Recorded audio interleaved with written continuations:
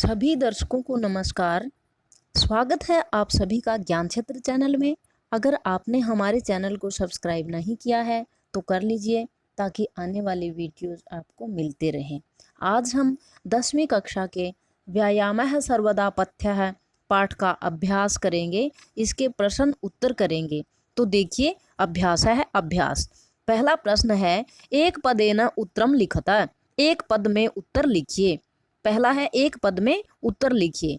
परमम आरोग्यम कस्मात उपजायते। जो लाल अक्षरों में लिखे हुए हैं ये उत्तर हैं और एक ही पद में लिखने हैं। जिस पद में जिसमें प्रश्न वाले पद की विभक्ति होगी उसी में उत्तर वाले पद उत्तर भी उसी विभक्ति में देना है। परमम आरोग्यम अच्छा स्वास्थ्य कस्मात उपजायते कैसे मिलता है या किससे मिलता है। व्यायामात व्यायाम से। ख कस्य मासम स्थिरी भवति किसका मास स्थिर रहता है। कस्य षष्ठी विभक्ति व्यायामाभिरतस्य व्यायाम करने वाले का। ग सदा कह पथ्य है हमेशा क्या पथ्य है। व्यायाम है व्यायाम। कह एक वचन व्यायाम है उत्तर भी एक वचन में। घ कई पुंभई कैसे मनुष्य के द्वारा सर्वेषु ऋतुषु सभी ऋतुओं में व्यायाम कर्तव्य है व्यायाम करना चाहिए। कई की जगह उत्तर आएगा आत्महितैषी भी अपना कल्याण करने वालों के द्वारा। आगे है व्यायामस्विन गात्र से समीपम के न उपसर्पन्ति व्यायाम करने वाले मनुष्य के पास कौन नहीं आते। व्याधया है बीमारियां नहीं आती। अगला है अधोलिखितानाम प्रश्नानाम उत्तराणि संस्कृत भाषाया लिखता। नीचे लिखे हुए प्रश्नों के उत्तर संस्कृत भाषा में लिखिए। जो लाल अक्षरों में लिखे हुए हैं ये इनके उत्तर हैं और ये पूरी लाइन में लिखने के लिए हम प्रश्न सूचक पद की जगह पर इनको रखेंगे। पूरी लाइन वैसी ही रहेगी जैसी प्रश्न में है और लास्ट में जो क्वेश्चन मार्क्स दिया हुआ है उसको हम हटाकर पूर्ण विराम लगा देंगे। तो बनेगा कीदृशम कर्म व्यायाम संगीतम कथ्यते कैसे काम को व्यायाम की संज्ञा दी गई है या व्यायाम कहा गया है। कीदृशम की जगह हम लिखेंगे शरीरायास जननम। जो लाल अक्षरों में लिखा हुआ है उसको लिखेंगे शरीरायास जननम। पूरी लाइन सेम रहेगी। कर्म व्यायाम संगीतम कथ्यते क्वेश्चन मार्क्स को हटाकर पूर्ण विराम लगाएंगे। व्यायामात किम उपजायते व्यायामात व्यायाम से किम किम उपजायते क्या क्या पैदा होता है। उत्तर में लिखेंगे व्यायामात व्यायाम से किम किम की जगह आरोग्यम शीतादि नाम सहिष्णुता च स्वास्थ्य सर्दी और गर्मी को सहन करने की ताकत उपजायते पैदा होती है। ग जरा कस्य सकाशम न समधिरोहति जरा बुढ़ापा कस्य किसके सकाशम पास में सहसा अचानक न समधिरोहति नहीं आता। तो आएगा जरा बुढ़ापा व्यायामिनस्य जनस्य व्यायाम करने वाले मनुष्य के। षष्ठी विभक्ति में प्रश्न है तो षष्ठी में ही उत्तर। सकाशम सहसा न समधि रोहति के पास में बुढ़ापा अचानक जल्दी से नहीं आता। घ कस्य विरुद्धम अपि भोजनम परिपच्यते कैसे मनुष्य का जो विरुद्ध उल्टा पुल्टा भोजन है वो भी पच जाता है। तो कस्य की जगह आएगा व्यायामाभिरतस्य और पूरी लाइन सेम रहेगी विरुद्धम अपि भोजनम परिपच्यते व्यायाम करने वाले का भोजन पच जाता है।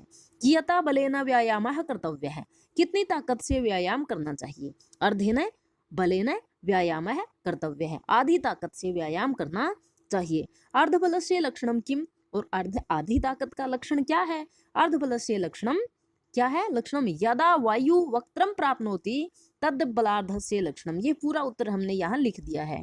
यदा वायु वक्त्रम जब वायु मुंह में प्रवेश कर जाती है तद बलार्धस्य लक्षणम तो वही आधे बल का लक्षण है या आधे बल की पहचान है। तीसरा है उदाहरणम अनुसृत्य कोष्ठक गतेषु पदेषु तृतीया विभक्तिम प्रयुज्य रिक्त स्थानानि पूर्यते। उदाहरण का अनुसरण करते हुए कोष्ठक में दिए हुए पदों में तीसरी विभक्ति का प्रयोग करते हुए खाली जगह को भरें। एक उदाहरण दिया गया है व्यायाम है खालिस्तान हीनम अपि सुदर्शनम करोति। व्यायाम है व्यायाम गुणई इसमें गुण की तृतीया विभक्ति है गुणई हीनम अपि गुणों से रहित मनुष्य को भी सुदर्शनम करोति सुंदर कर देता है। इसमें बलस्यार्ध इसकी तृतीया विभक्ति बनानी है बलस्यार्धेन। जैसे राम की तृतीया आती है रामेण वैसे ही बलस्यार्धेन। बल व्यायाम है कर्तव्य है बल का आधा व्यायाम करना चाहिए। ब्रैकेट में दिया हुआ है व्यायाम, इसकी तृतीया विभक्ति बनेगी व्यायामेन। व्यायाम की व्यायामेन, व्यायाम के सदृश समान किंचित स्थूल्यापकर्षणम नास्ति, मोटापा दूर करने वाला व्यायाम के जैसा दूसरा कोई भी उपाय नहीं है।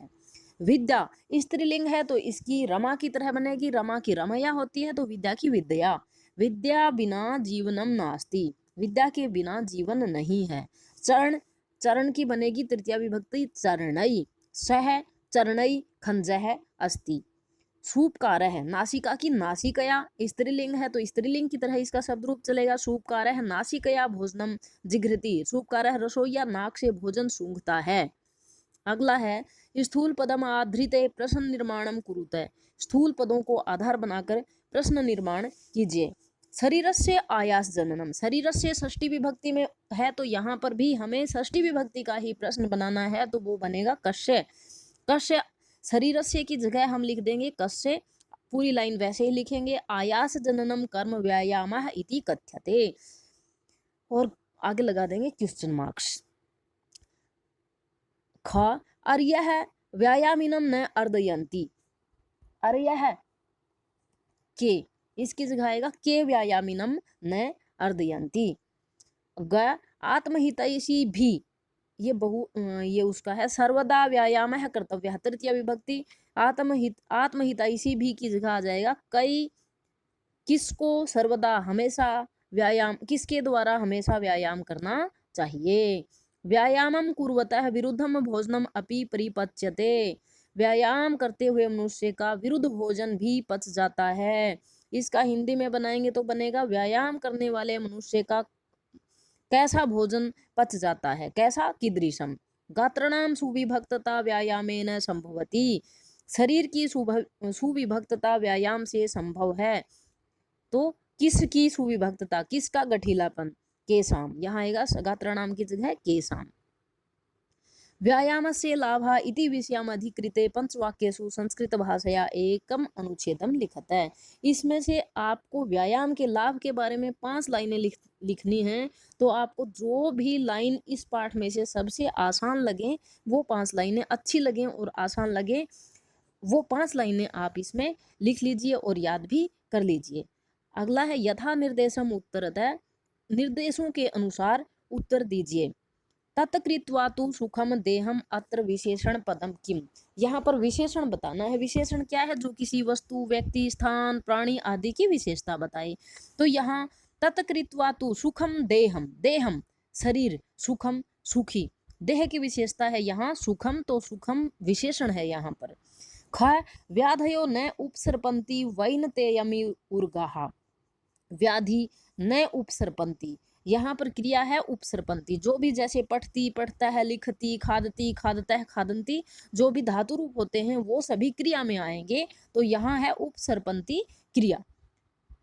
पुंभिरात्महितैषी भी अत्र पुरुषै इत्यर्थे किम पदम पुर्युक्तम, इस लाइन में जो पुंभिरात्महितैषी भी दिया हुआ है, इसमें पुरुषै शब्द के लिए कौन सा पद इसका पर्यायवाची है, तो पुंभी, पुरुष के लिए पुंभी शब्द का प्रयोग इसमें किया गया है। दीप्ताग्नि त्वम मनालस्यम स्थिरत्वम लाघवम मृजा इति वाक्यात गौरवम, गौरवम का मतलब भारीपन, इसका विपरीत बताना है हमें, विपरीतार्थकम उल्टा बताना है। लाघवम, तो यहाँ आएगा लाघवम का मतलब लघुता, हल्का, लाघवम। न चास्ति सदृशम तेन किंचित स्थौल्यापकर्षणम अस्मिन् वाक्ये तेन सर्वनाम पदम कस्मै प्रयुक्तम। न च अस्ति नहीं है, सदृशम समान, तेन उसके समान, किंचित स्थौल्यापकर्षणम मोटापा दूर करने वाला, उसके समान कुछ भी नहीं है। किसके समान, व्यायाम के समान। तो इसमें ये तेन शब्द व्यायाम के लिए प्रयुक्त हुआ है, तो हम लिखेंगे व्यायामम इति कृते, व्यायाम इसके लिए तेन शब्द प्रयुक्त हुआ है। छठा प्रश्न, निम्नलिखितानाम अव्ययानाम रिक्त स्थानेषु प्रयोगम कुरुते, निम्नलिखित अव्ययों का प्रयोग करते हुए, अव्यय आपको पता है जो किसी भी वचन में, तीनों वचनों में, तीनों लिंगों में, सभी विभक्तियों में जो कभी भी परिवर्तित नहीं होते हैं, उन पदों को अव्यय कहते हैं। सहसा अचानक, अर्थ देखते हैं साथ में। सहसा अचानक, अपि भी, सदृशम समान, सर्वदा हमेशा, यदा जब, सदा हमेशा, अन्यथा अन्यथा नहीं तो। सबसे पहले व्यायाम है कर्तव्य, व्यायाम करना चाहिए सर्वदा हमेशा, इसमें आएगा सर्वदा हमेशा व्यायाम करना चाहिए। यदा जब, और यदा के साथ हमेशा या तो सदा या तदा या फिर कदा, इस तरह के शब्द एक साथ में आते हैं। तो यदा मनुष्य सम्यक रूपेण व्यायाम यम करोति, जब मनुष्य अच्छी तरह से व्यायाम करेगा, तदा, देखो यदा के साथ में तदा आ गया, तदा तब सह वह सदा हमेशा स्वस्थ तिष्ठति, स्वस्थ रहेगा। तो तब वह हमेशा स्वस्थ रहेगा। व्यायामेन असुंदरा अपि सुंदरा भवन्ति, व्यायाम से जो सुंदर नहीं है वो भी सुंदर हो जाते हैं। व्यायामिनः जनस्य, अगला, व्यायामिनः जनस्य सकाशम वार्धक्यम, व्यायाम करने वाले मनुष्य के पास बुढ़ापा सहसा अचानक न आयाति, नहीं आता। व्यायामेन, व्यायाम के, सदृशम समान, इसमें आएगा सदृशम समान, किंचित स्थूल्यापकर्षणम नास्ति, मोटापा दूर करने वाला कुछ भी नहीं है। तो जो भी लोग ज्यादा मोटे हैं उनको व्यायाम करना ही चाहिए। व्यायाम समीक्षे एव कर्तव्य अन्यथा व्याधयः आयान्ति, व्यायाम को समीक्षा करके ही, सोच विचार करके ही करना चाहिए, अन्यथा नहीं तो व्याधयः है, बीमारियां आ जाती हैं, नहीं तो बीमारियां आ जाती हैं। अगला है उदाहरणम अनुसृत्य वाच्य परिवर्तनम कुरुत, इसमें वाच्य परिवर्तन करना है। कर्म वाच्य दिया हुआ है और उसको कर्तृवाच्य में बदलना है, कर्म वाच्य को कर्तृवाच्य में बदलना है। जैसे आत्महितैषी भी व्यायामः क्रियते, कर्म वाच्य में कर्ता तृतीया विभक्ति में होता है और उसको कर्तृवाच्य में प्रथमा विभक्ति में बदल देना है। आत्महितैषी भी व्यायामः क्रियते, आत्महितैषी भी प्रथमा विभक्ति में आ जाएगा, आत्महितैषिणः व्यायामं कुर्वन्ति। बलवता विरुद्धमपि भोजनम पच्यते, बलवता इसकी प्रथमा विभक्ति बनेगी बलवान, विरुद्धमपि भोजनम पच्यते का बन जाएगा पचति।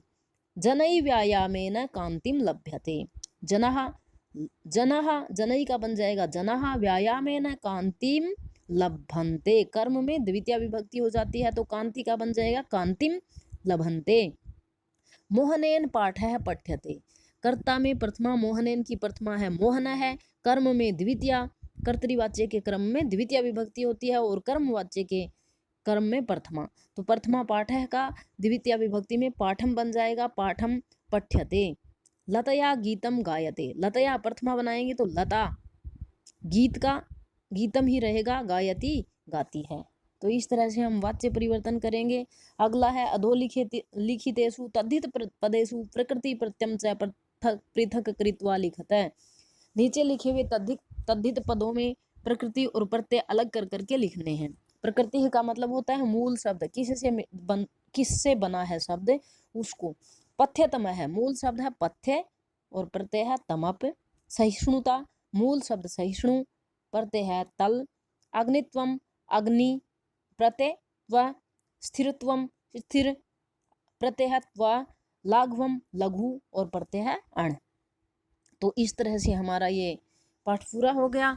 अगले पाठ के लिए आप अगली वीडियो देखिए। धन्यवाद।